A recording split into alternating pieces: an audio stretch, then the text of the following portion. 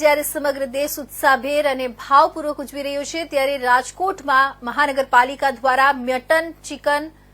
ઈંડા જેવા નોનવેજ ખોરાકોને એક દિવસ બંધ રાખવાનું જાહેરનામું બહાર પાડવામાં આવ્યું છે।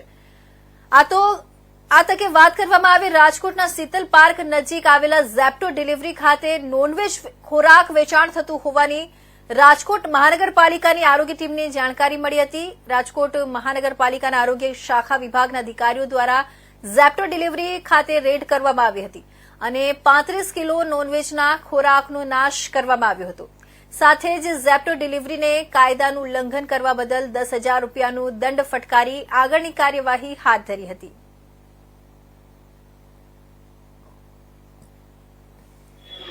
કરીને વાત કરીએ તો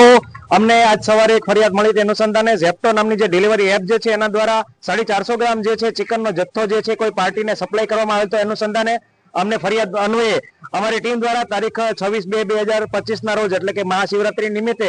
માનનીય કમિશનર સાહેબ દ્વારા કોઈ પણ મીટ, ચિકન કે ફિશની કોઈ પણ આઈટમનું સેલિંગ અથવા વેચાણ કે સ્ટોરેજ કરવા પર પ્રતિબંધ ફરવામાં આવ્યો તો છતાં એના ભંગ બદલ એટલે કે 329, 336 ની કલમ જીપીએમસી એક્ટ જે છે અન્વયે